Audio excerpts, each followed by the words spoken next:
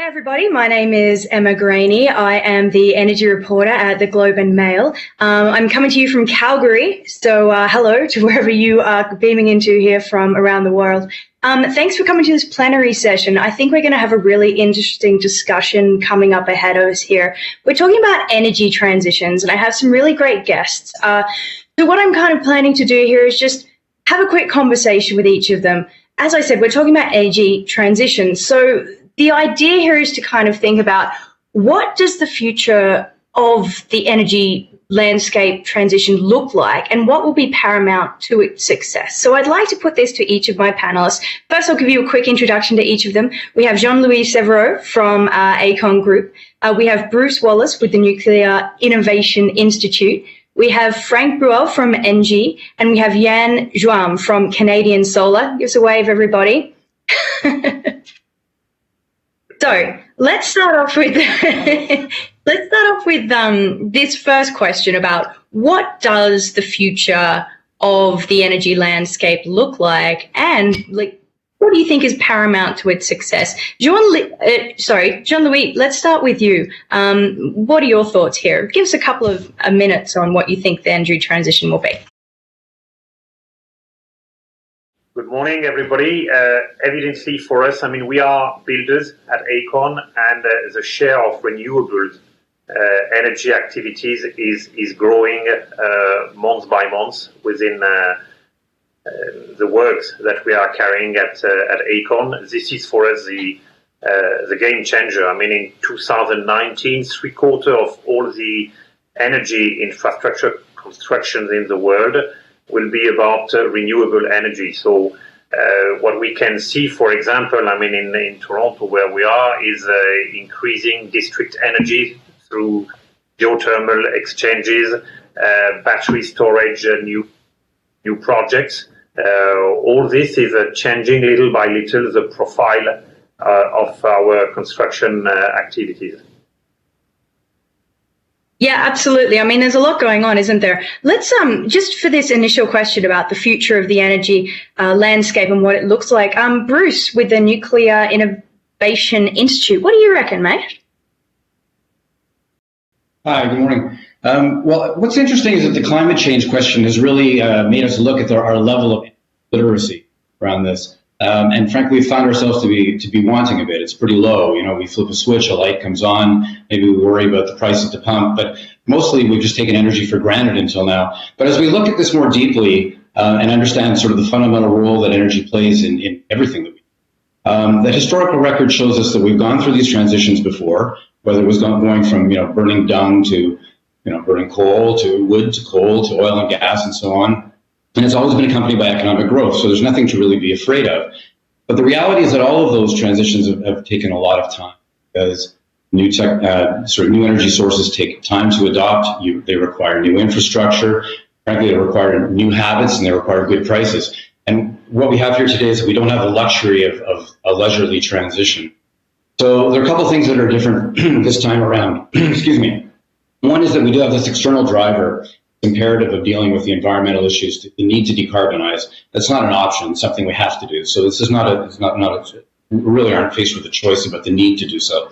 Secondly, we have this unprecedented concentration of scientists, of technologies, of capital, which is tremendously important, and of public support to do this. So we can get there and we can make these changes, but I think the key thing to keep in mind here is that it's not really about flipping a switch. This is a math problem.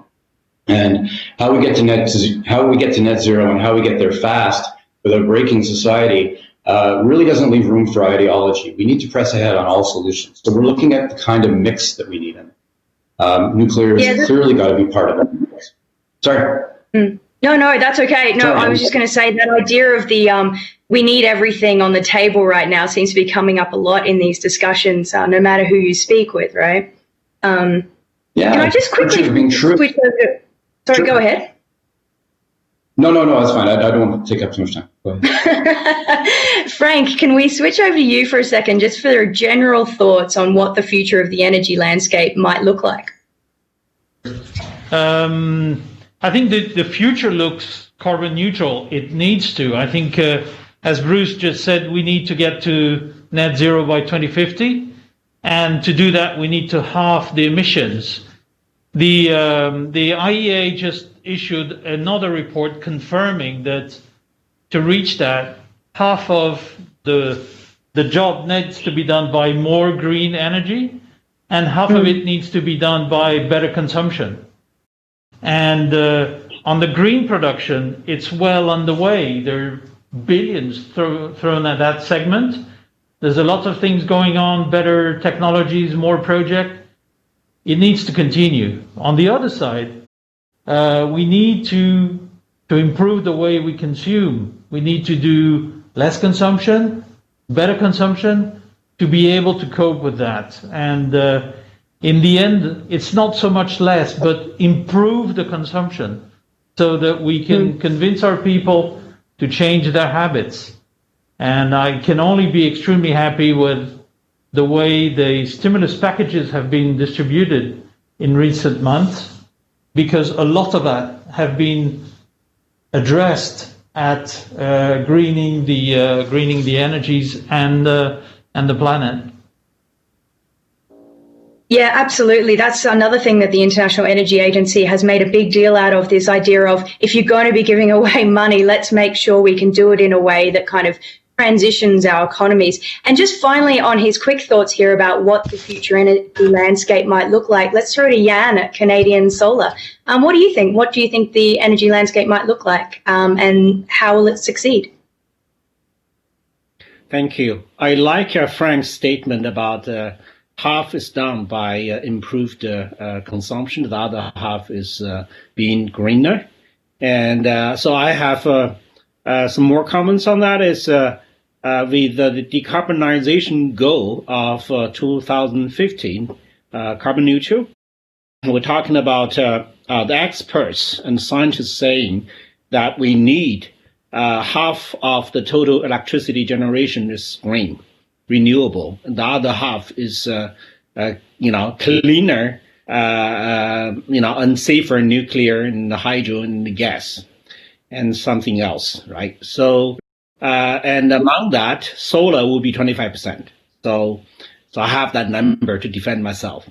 That means solar total installation will grow from today's 700 gigawatts to 8,000 gigawatts by 2050. That is accumulated total installation. And with that kind of growth, that is we also see the necessity and instrumental to have a storage technology that help us to achieve that kind of total accumulated installation for solar. And another topic for decarbonization, aside from electricity, is energy. We're talking about EV, and in the end, we will see more application for solar in that area as well. And so a very hot topic recently is actually the green hydrogen.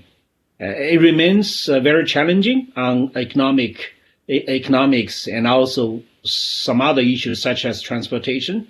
But we've been observing that it's actually progressing steadily and pretty fast. So I'm very confident that we can achieve that with the speed of solar cost down. I'm talking about solar LCOE going down, and the diversified, more and more differentiated and diversified application for solar that is coming with accelerated cost reduction for storage. I think we can do that. It's actually very doable. Yeah, that's going to be a really interesting development on the solar side for sure. I want to just take a little bit more of a deep dive with each of you, if you don't mind. Jean-Louis, I'm going to start with you with Aecon Group. Your group issued its first sustainability report this summer. It was actually really interesting. So can you talk a little about what you found and kind of through that report, where you see the energy transition heading, particularly in the utilities sector? Yes, I mean, as I told you, at Aecon, we are builders, and we are also citizens of this world, that we want to become as quick as possible carbon neutral. So we just thought it was time for us to present our achievements, to present our targets, detailed targets, because without targets, you don't have success. We also wanted to present, eventual consequences of some climate scenarios change on our construction activities, and then to enhance the fact that it becomes much more important how we build our projects than exactly what we build. All this, it's about safety, it's about human rights, it's about inclusion, it's about good governance. So this is why we thought it was a time for Aecon to present it, and we are quite happy about it. And our clients, our peers are also very happy. We have a lot of very good reactions about it. So in terms of utilities, as I told you, we can see month after month the increasing share of renewable energy projects. We are participating to them as much as we can, but this is a massive trend for us. We are still very proud of our pipeline construction activities, but renewable is definitely taking a share, more and more important every day. Lastly, I would say that it's an excellent way, I would say, all this green energy movement to attract very enthusiastic young professionals who are very happy to join us, to participate to this construction of this new world. Yeah. You talked there a little bit about kind of partnerships and participation from different people, different folks all around the place. How do you see the role with Indigenous partners playing into this? We just think it is essential to get those projects built. I will just take an example. A few months ago, we could achieve what we call the Niagara Reinforcement Project, which was a high voltage transmission line that we did within our group, which name is A6N. It's a partnership owned by the Six Nations of the Grand River. It's a project for Hydro One. Definitely, it could not have been built without their help. Partnerships are very important, especially those kind of partnership. You have to understand that inclusion is probably Canada's jewel. I'm coming from Europe, and it's astonishing the way it works here. And we have to play our role, and educating those communities is a very important target for us. It makes a lot of sense in terms of efficiency and also economically. So we are just going forward as quick as we can. Yeah, when you talk about partnerships there as well, that kind of puts me in the mind of like public-private partnerships. And of course, we are in a pandemic. Public finances have taken an absolute battering right now. So how important are those those private-public partnerships, and how do you see them factoring into the energy transition? They are also essential. We have seen during this that government, both federal and provincial, have a fundamental role in regulating, in gathering information, in also preparing recovery plans for the future. But I strongly believe in subsidiarity. It means that everybody has to do what he does better than the other party. And it's evident that the energy sector needs a regulator. And from time to time, some public financing as a catalyst. This is exactly, what the Canadian Infrastructure Bank is developing here. More than 10 of their projects at the moment active are about energy. Then the private sector has to jump in and can perfectly do it. P3, it's about partnership, it's about project financing. So evidently it's about design and build, and we also really like it because this design and build integration allows us to work much more through innovation, through performance, and it's a driver of really getting better for Aecon. Does it help drive innovation, particularly around kind of green energy and renewables, do you think? I think so. I think so, and we can see it every day in our activity. I mean, all this green energy development is just pushing our innovation capacity within the company. Yeah, for sure. Bruce, I'm with with the Nuclear Innovation Institute. I think I need more coffee. I want to switch over to you. Where do you see nuclear fitting into kind of a cleaner energy future? Well, it plays a prominent role. It's a zero emission source right now. And if you're going to go to war to get to a net zero by 2050 or whatever target you set, you need to go with all the weapons you have. So we need to really take advantage of what's working now. And what nuclear provides, in addition to providing 60% of Ontario's electricity right now, which has effectively allowed Ontario to become one of the few jurisdictions in the world that can really claim to have decarbonized already. What nuclear does is it provides that stability and that room. It provides the runway for other energy sources to develop. It provides the time for renewables to resolve some of their issues around intermittency and storage, which should happen and must happen, but it provides them that space and runway. It provides us time to look at to new sources with new potential, such as hydrogen, which has some economic challenges at the moment, but down the road maybe a significant player, particularly in transportation sectors and other places where electricity is difficult. And nuclear has a role in that because it can help generate hydrogen. So nuclear is fundamental to getting us to where we want to be in 2050 in terms of path to decarbonization. Yeah, that's funny. You and Jan have both mentioned about hydrogen, and it does seem like so hot right now. You know, it's a big topic of conversation, particularly among the federal government, and here in Alberta, the province as well is looking at that, I know.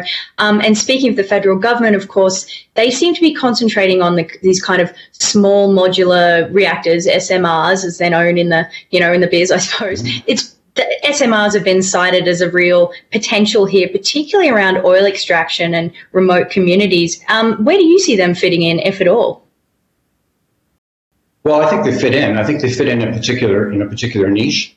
They may not be a grid solution, but they certainly are a solution where you have very particular bespoke problems. And you cited a couple of them. And remote communities, at the moment, it's just not sustainable to continue to kind of supply diesel fuel into remote communities. There have to be better ways to do this, and the industry has moved.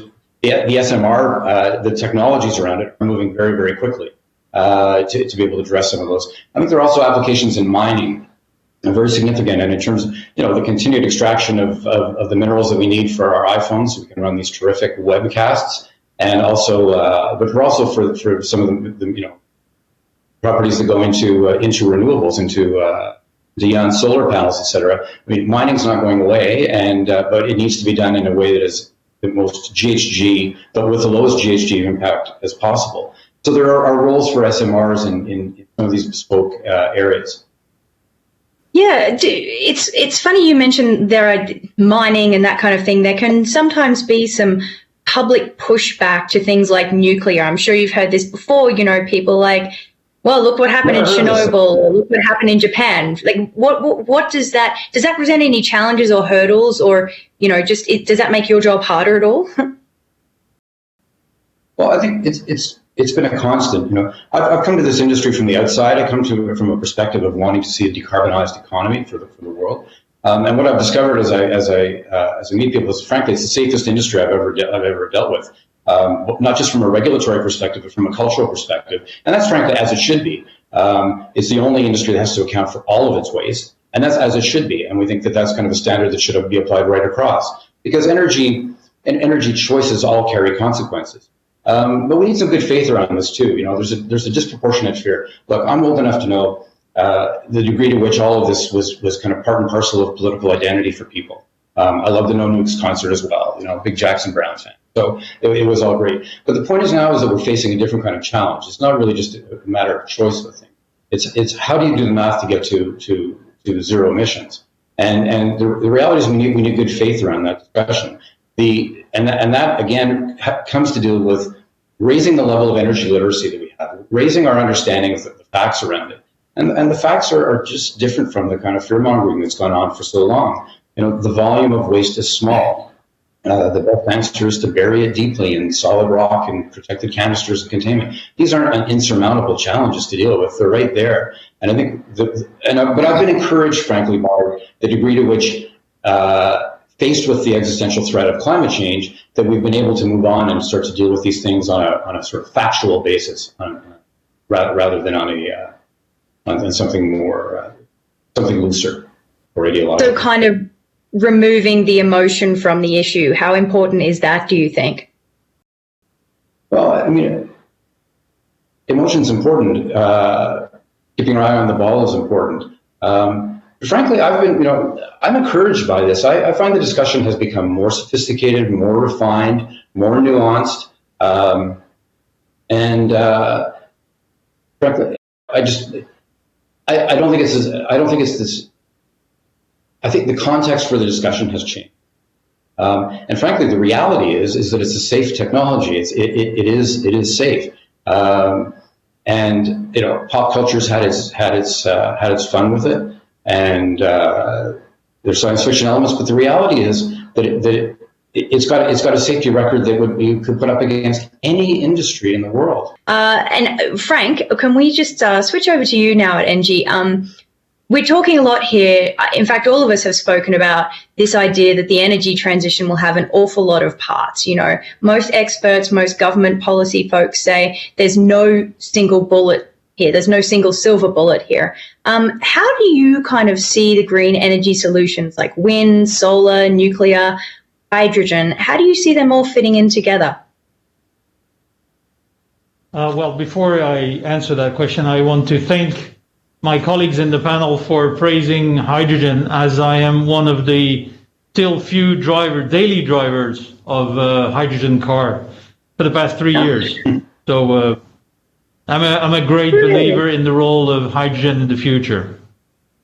So on your question, I think one important thing is that global demand is not going to shrink.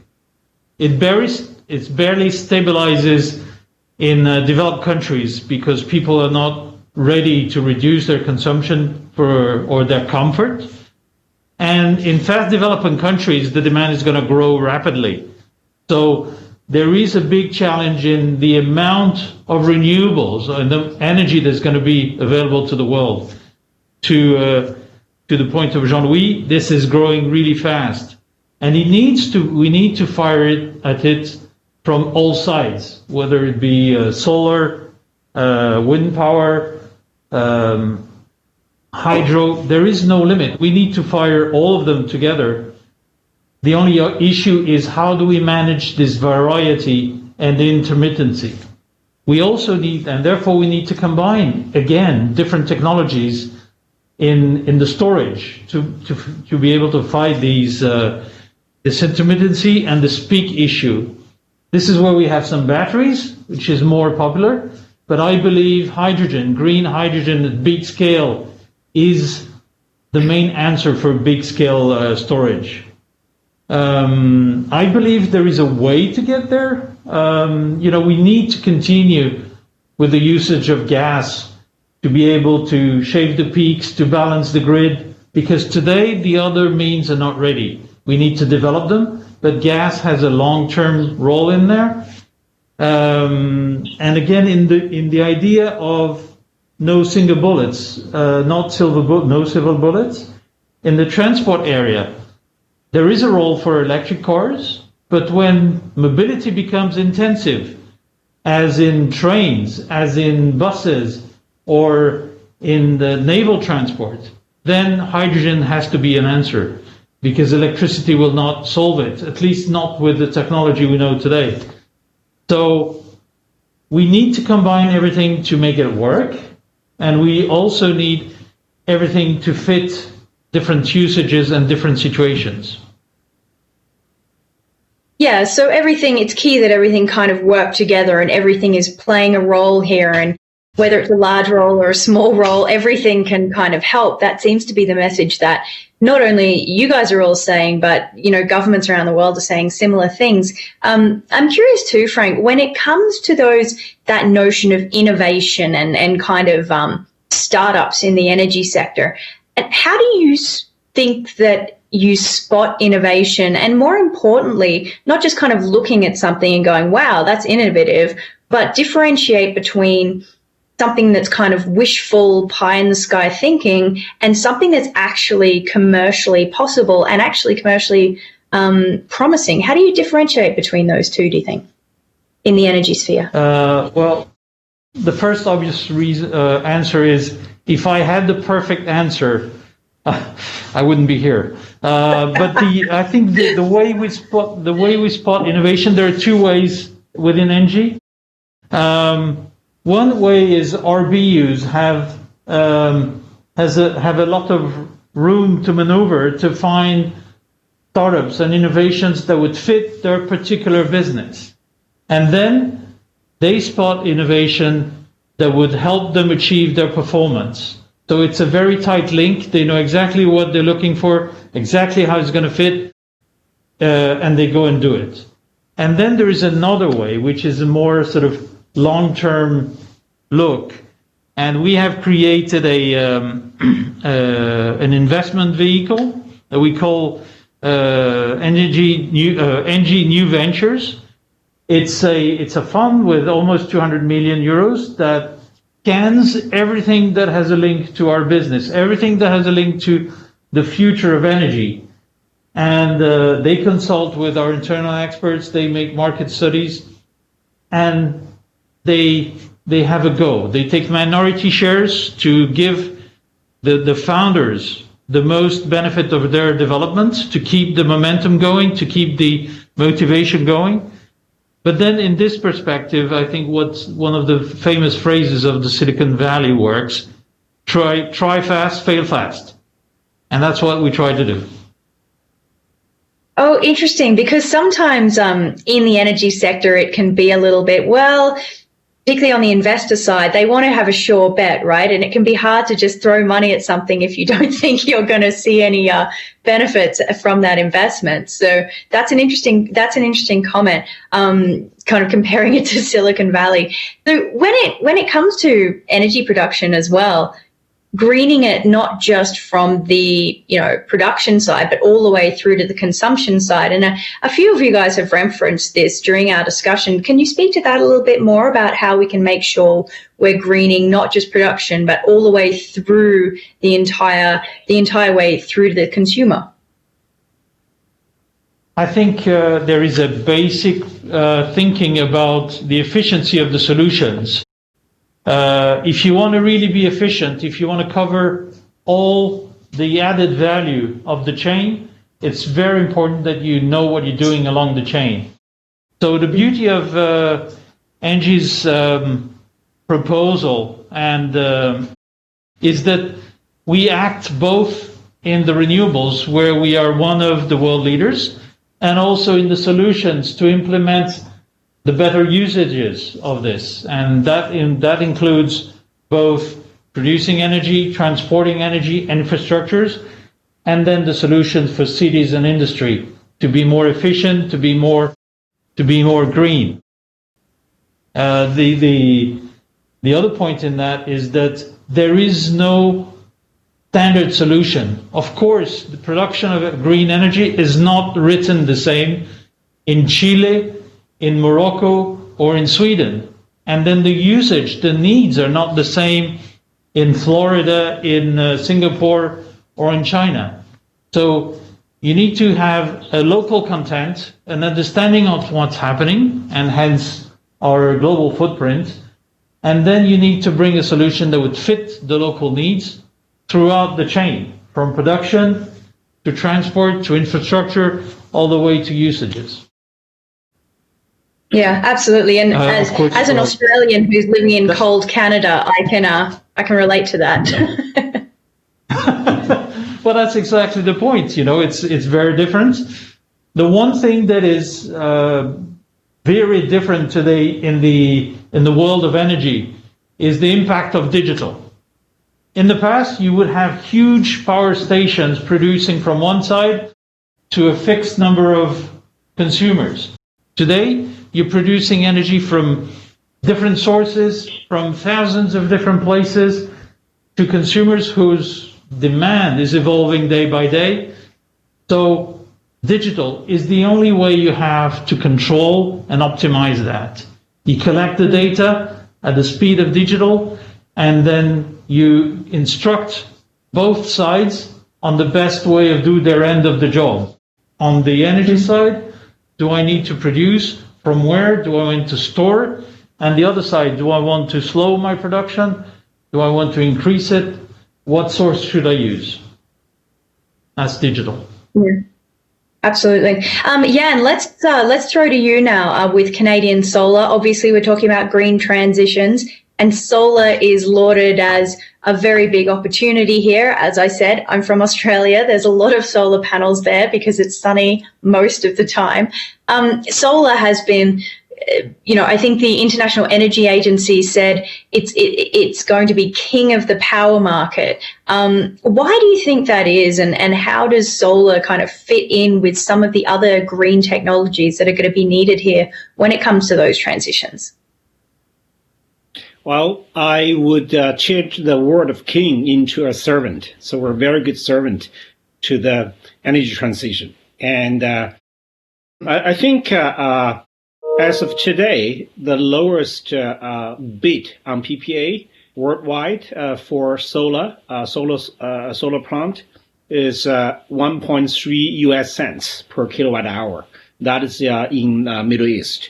And in many parts of the world, that number goes below 2 cents per kilowatt hour. And that number, that LCOE number continues going down. I think in a few years, we will see the break of the hallmark of 1 cent per kilowatt hour. So the technology, the entire industry with a much more stabilized market. We have so many markets that with the demand over a gigawatts installation a year, and we have the industry that has been consolidating. So we have less smaller players, but more concentration in terms of market share. The entire industry is becoming so much more technology driven. So we've been observing a lot of innovations, accelerated innovation in our industry, which is a very good sign, very good cycle. So, for example, we've been recently announced a product of for one module. It is 660 watt module. 8 years ago, 10 years ago, that number was 200 watt per module. So you know how fast technology has moving, and in the future, technology innovation in our industry will continue to it actually has become the most important driver of cost down for solar. And I think solar has been used in many ways in our industry. Talking about residential system case in Japan, with market share, we're actually number 2 on market share in Japan as the only foreign player in that market, on residential market. And we start to actually offer a lot of storage to Japanese homes. And we also have half of our production, our modules, shipping into rooftop, including residential, industrial, and commercial worldwide. And we actually also offer a lot of storage and large-scale utility-scale projects. In the U.S., we have just announced a contract signed that we provide turnkey solution for a storage service for a project we sold to another company a few years ago. Now they're coming back, inviting us to provide this storage solution, which is a 300 megawatts hour, which is pretty big.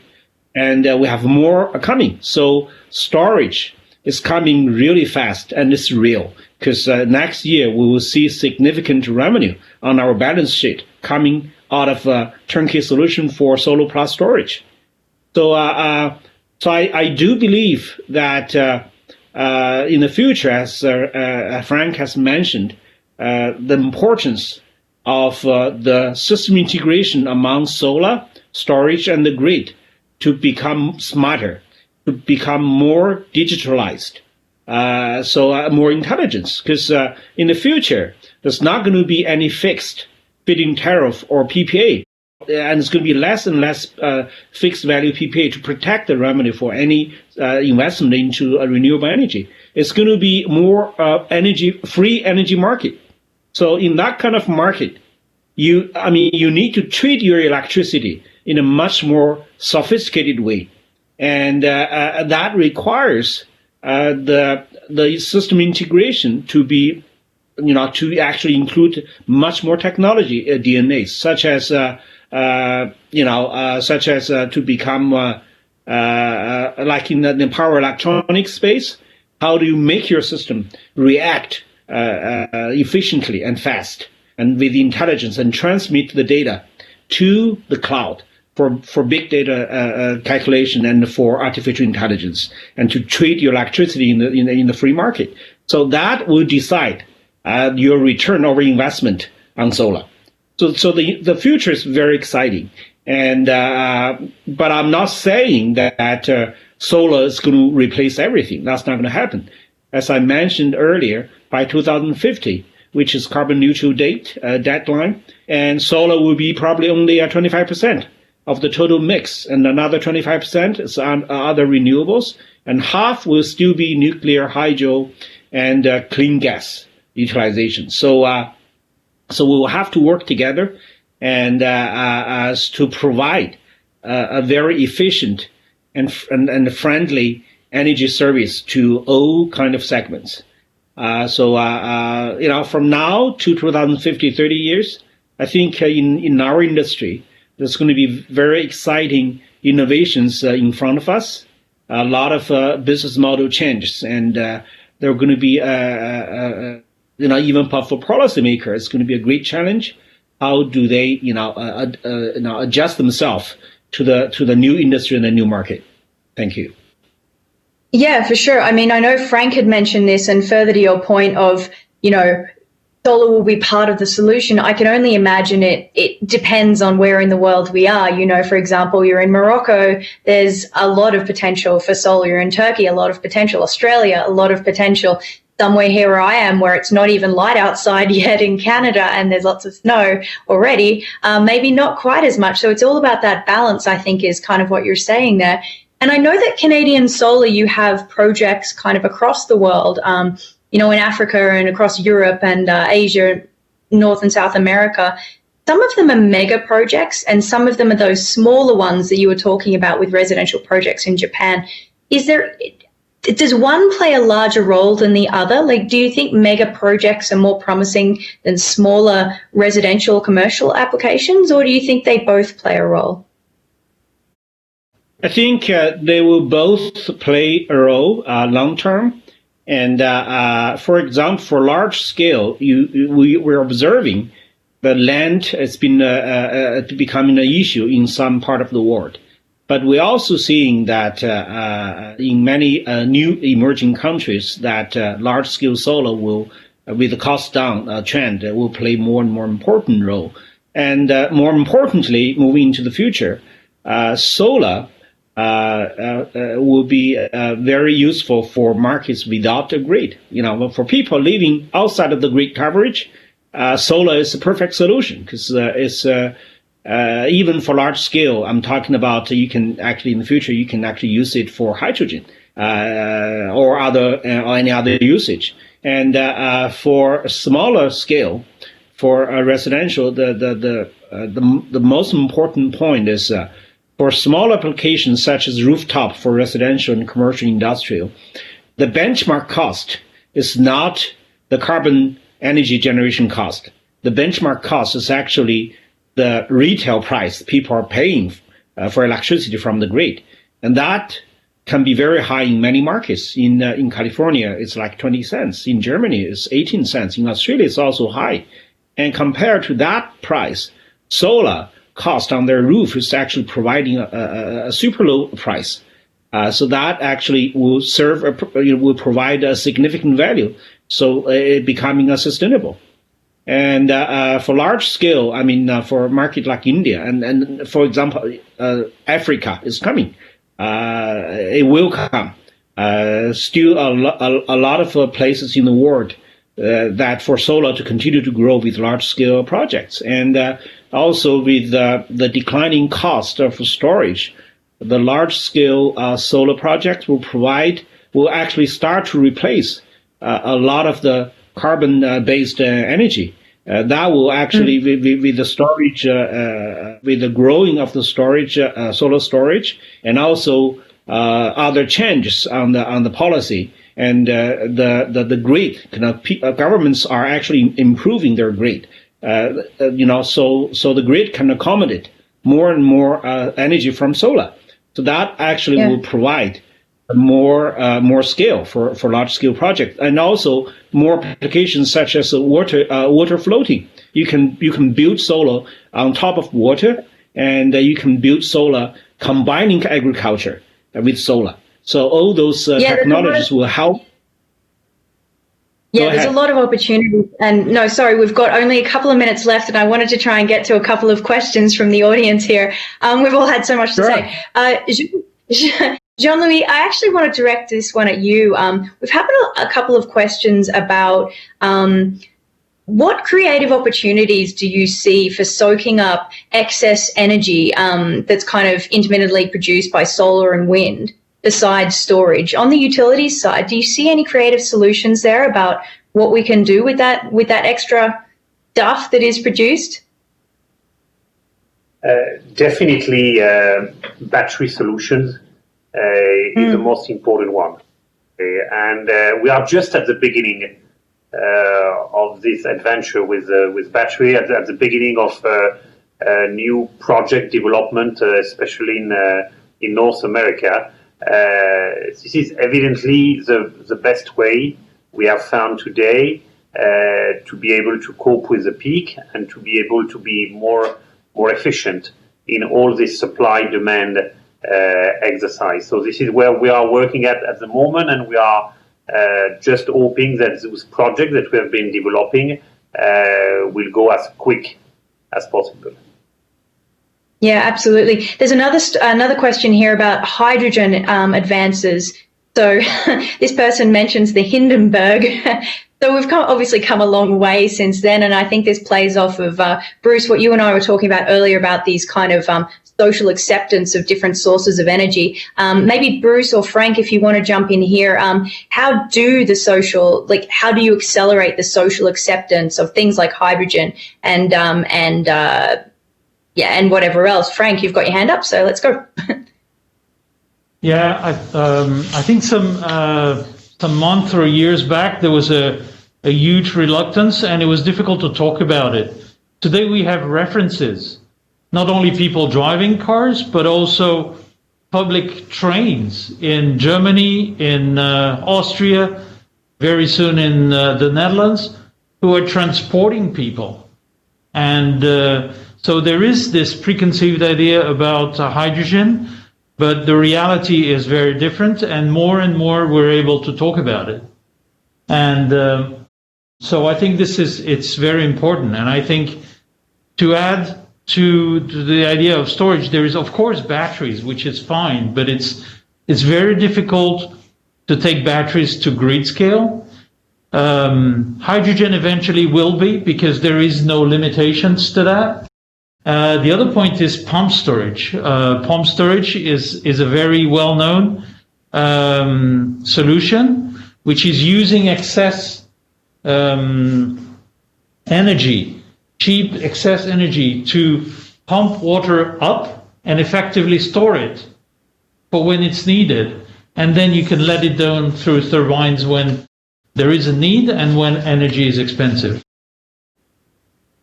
Yeah, there's some really interesting, so much happening in this sector. I wish we could chat about it for a couple of days. I'm sure that we could, but we do have to wrap it up. So thank you all so much for joining me. Jean-Louis with Aecon Group, Bruce Wallace with the Nuclear Institute, Frank Boer with ENGIE, and Jan Drung with the Canadian Solar. So thank you all so much for spending your morning with me. And it's been a fascinating discussion. I'm sure I might even be in touch with you to follow up for some stories at the Globe and Mail. Thanks very much.